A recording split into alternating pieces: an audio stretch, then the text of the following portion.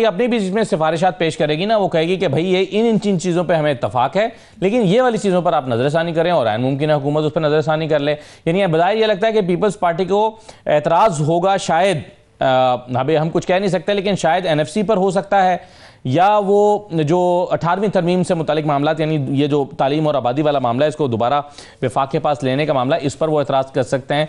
Otherwise बज़ाहिर नहीं लगता कि बाकी चीज़ों पर भी उनके कोई तहफ़्फ़ुज़ात होंगे, क्योंकि आईनी अदालत का क़याम उनका अपना जो है वो मुतालबा पहले भी था। अब इसमें पंजोता साहब दो चीज़ें मुझे ये बताइए, आप वकील हैं चूँकि, तो मैं आपसे सबसे पहले तो वही सवाल पूछता हूँ।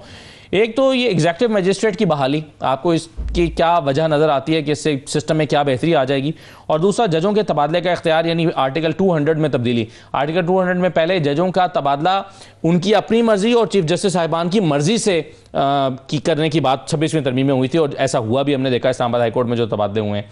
लेकिन अब शायद ये होने जा रहा है कि जज की मर्जी उसमें शामिल ना भी हो तो तबादला हो सकता है, यानी आप जिस जज को चाहें उस पर शायद जुडिशल कमीशन के पास ये इख्तियार आएगा कि वो उसको कर सकता है तब्दील। तो इससे क्या फ़र्क पड़ेगा? बहुत शुक्रिया असद साहब, आपने मौका दिया। देखें, पहली बात यह है कि इस पार्लियामेंट के पास इख्तियार नहीं है कि ये तरमीम कर सके, क्योंकि अवाम ने इनको मुस्तरद किया है। अवाम की राय से कोई भी तब्दीली होती है, कोई भी मुल्क के अंदर रूल्स रेगुलेशंस, कानून, कायदे, आइन या उसके अंदर तरमीम किसी तरह से हो सकती है, और वो अवाम ने इनको मुस्तरद किया है। ये अपने वार्ड भी आ रहे हुए हैं और यहाँ आकर कहते हैं कि हमने मुल्क अपनी मर्जी के मुताबिक चलाना है। जहाँ ये देखेंगे तो उन्होंने की थी ना, अब 27 में तो और आसान हो गया, तो नंबर उनका और बढ़ गया है, तो मौलाना की भी जरूरत नहीं रही। लेकिन 26वीं तरमीम भी उन्होंने गलत की थी, इनके पास इख्तियार ही नहीं है। पहले तो इख्तियार तय करना है ना कि अवाम ने वोट किसको दिया है। आपने इलेक्शन कमीशन के अंदर जो सारी दरखास्तें हमारी जो उनकी तरफ से जजेस लगाए गए हैं, उनके पास इल्तवा के शिकार हैं, कुछ इन्होंने छोटे मोटे एतराज़ात के ऊपर मुस्तरद कर दी। पहले तो आप ये डिसाइड करें ना कि इमरान खान को वज़ीर आज़म बनाए, जिसको अवाम ने, यानी आप कह रहे हैं कि आपको पूरी तरमीम पे इख्तिलाफ है, यानी इसमें कुछ निकात पर नहीं। हम 26वीं तरमीम को भी मुस्तरद करते हैं, लेकिन 26वीं तरमीम में तो आप हिस्सा बन गए थे ना, सब पूरे डिस्कशन का हिस्सा थे। नहीं, डिस्कशन का हिस्सा देखें इस हद तक थे कि हम चाह रहे थे कि होने तो लगी है, तो बातचीत करके कम से कम जो है उसके अंदर तबाही की तरफ जितना इनपुट दे सकें, लेकिन हमने एंडोर्स नहीं किया। नहीं, अभी तो हम बिल्कुल मुस्तरद कर रहे हैं, पिछली दफा भी हमने बिल्कुल मुस्तरद किया, सिर्फ इनपुट दिए इस हद तक कि बड़ी तबाही से एक जगह पर नुकसान हो देंगे पंजोता साहब। ठीक है जी, जिस दफा इनपुट देंगे, नहीं बिल्कुल इनपुट नहीं देंगे, नंबर 1। नंबर 2 ये रह गई कि जो अकील साहब फरमा रहे हैं कि बिल्कुल अभी तो कोई गुफ्तगू ही नहीं हुई, अभी तो कोई इस तरह का अमल है ही नहीं, ड्राफ्ट तैयार, ये बिल्कुल जो है जब भी आएगी डंके की चोट के ऊपर आएगी। तो पिछली भी जो आई थी, ये इन्होंने खुद ड्राफ्ट नहीं की थी, पीछे से ये आई थी और डंके की चोट के ऊपर ईसाइयों ने करवा ली थी। इस दफा भी जो इशारा दे रहे हैं वो यही कह रहे हैं कि हमें तो पता ही नहीं है भाई, क्योंकि जब चीफ मिनिस्टर फोन करते हैं वो कहते हैं पूछ के बताते हैं, तो पीछे से जो आएगी वो उसको कर देंगे। करेंगे क्यों? अपनी कुर्सी को बचाने के लिए, इमरान खान को जेल में रखने के लिए, लोगों के बुनियादी हकूक सलब करने के लिए, तमाम इदारों को यरगमाल बनाए रखने के लिए। सिर्फ क्या जी, हमारी कुर्सी बची रहे, मकसद और क्या है? और तो मकसद नजर ही नहीं आ रहा। आपके सामने है कि जो ही 26वीं तरमीम हुई उसके बाद क्या हुआ? फौजी अदालतें जायज़ करार दे दी गई, मखसूस नशस्तें उठाकर और जमातों को दे दी गई, इमरान खान के केसेस इल्तवा का शिकार हो गए, बुनियादी हकूक, बंदा अगवा है, बंदा शहीद है, कुछ भी हो रहा है, कोई सुनने को तैयार नहीं। ये पहले दिन से कहते थे कि हम इसलिए कर रहे हैं कि ये रिफॉर्म्स आए, केसेस खत्म हुए। मुझे एक लिस्ट अकील साहब भी फराम कर दें कि कितने हजार केसेस इन्होंने निपटा दिए। आपने अपनी मर्जी का चीफ जस्टिस बिठा लिया, आपने बाकी जगहों पर एलिवेशन अपनी मर्जी से करी। कभी ऐसा हुआ है कि आपका आइन कहता है कि रियासत के 3 सतून है, अदलिया, मुकन्ना, इंतजामिया, और आपने उसको अंडर कर दिया पार्लियामेंट के? तो ये अदलिया के ऊपर हमला है कि आप एक पार्लियामेंट के अंदर तमाम चीजें कर रहे हैं। वो पार्लियामेंट जो जेली मैंडेट के जरिए बैठी है, जब आप एक अच्छी बुनियाद रखते हैं, दीवार आपकी अच्छी होती है, बुनियाद आपकी अच्छी होती है ना, तो फिर आप किसी बिल्डिंग के बारे में कहते हैं कि ये बिल्डिंग ठीक है।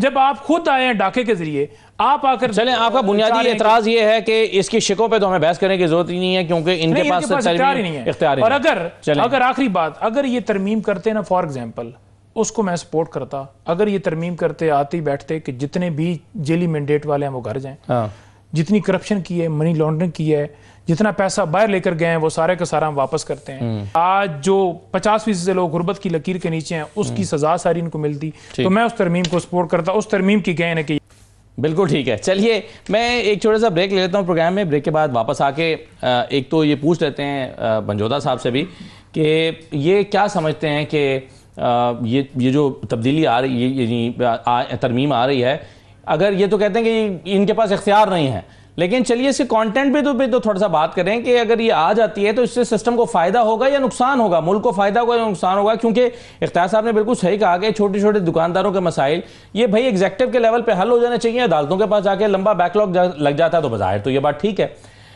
तो इसमें इतराज़ात क्या हैं? एक छोटा सा ब्रेक लेते हैं, ब्रेक के बाद वापस आते हैं।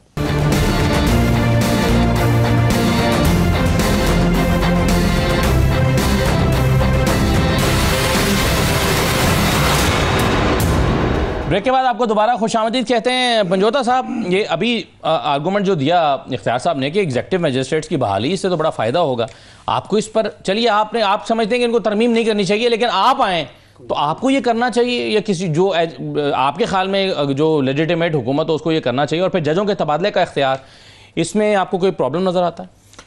देखिए, जजेस की जो एग्जेक्टिव मजिस्ट्रेट हैं उनकी बहाली का जो मामला है ना, बेसिकली ये है कि तमाम इख्तियारात जो हैं वो अब ऊपर अगर आप देख लें तमाम कोर्ट्स के अंदर आइनी बेंच की सूरत के अंदर हो, जजेस के ट्रांसफ़र वाला मामला हो यानी हाई कोर्ट के अंदर, या तैनाती का मामला हो या चीफ जस्टिस की तैनाती का मामला हो, तो वो तमाम तर इख्तियारात उस पार्लियामेंट के पास पहुँच गया जो आवाम की तायद से नहीं आई। अगर आवाम की तायद से कोई पार्लियामेंट ये तो आपने कर दी ना पिछले समय बात, अब मुझे आगे चले ना। अब दूसरी बात ये तीनों सेगमेंट में बोलेंगे। अब दूसरी बात ये है कि जो नीचे जजेस हैं, जैसे कि सिविल जज होता है, एडिशनल सेशन जज होता है, सेशन जज होता है, इसी तरह बाकी जजेस जो हैं, इन तमाम के पास जो इख्तियारात हैं उनमें से जो इख्तियारात लेने की बात है कि फ़लाने बंदी की रेडी वाला मामला है या कोई और किसी की दुकान का मामला है तो वो एसी के पास जाए और वो उस पर फैसला करे या एडीसी के पास जाए।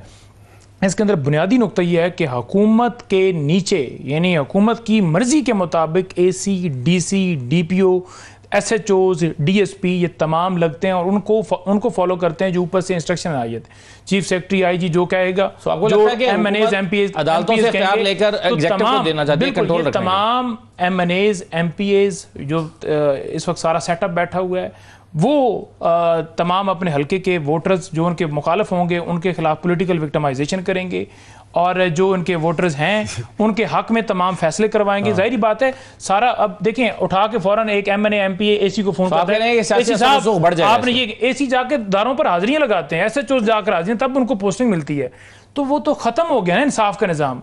कोई जज जाकर, सिविल जज मजिस्ट्रेट जाकर नहीं जाता किसी के दायरे पर, ना ही कोई MNA MP किसी सिविल जज को फोन कर सकता है। ये आपका एक सिस्टम है ना, क्योंकि अदलिया को आपने आइन के मुताबिक इंडिपेंडेंट किया हुआ था। ठीक है। अब सुप्रीम कोर्ट से लेकर नीचे मजिस्ट्रेट तक आपने तमाम स्ट्रक्चर इस झूठ के निज़ाम को कंटिन्यू करने के लिए आप तमाम तब्दीली कर रहे हैं, जिससे लोगों के बुनियादी हकूक मजीद सलब होंगे, इंसाफ खत्म होगा, कानून की बालादस्ती बिल्कुल नहीं रहेगी, लोगों के साथ जुल्म होगा, ज्यादती होगी, कोई उनकी सुनवाई नहीं होगी।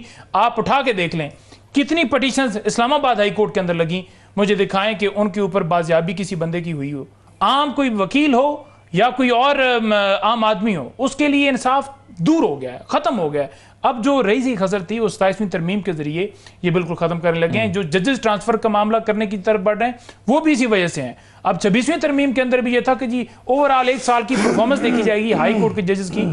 परफॉर्मेंस कौन देखेगा?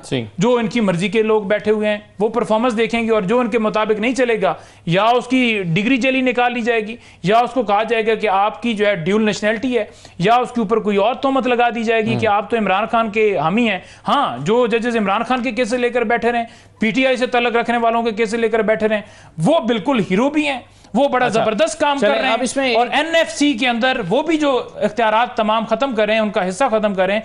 ये भी KP के ऊपर वहां की हुकूमत अवामी मैंडेट की है, वहां हमले की कोशिश है, क्योंकि ये चाहते हैं कि जो उनका पहले तो हिस्सा देना, जो 3000 अरब रुपए बना दिए, 3000 अरब रुपया जो बनता है वो उनको उनका हिस्सा दें, और उसके बाद जो मर्ज तमाम इजला हैं वो आप क्यों लेना चाहते हैं वफाक, यानी आप सूबा एक अलग मामला है, वहां पर हुकूमत एक अलग सिस्टम है और वो चला रहे हैं। उसका तो जिक्र वैसे अभी तक जितनी इंफॉर्मेशन सामने आई है उसका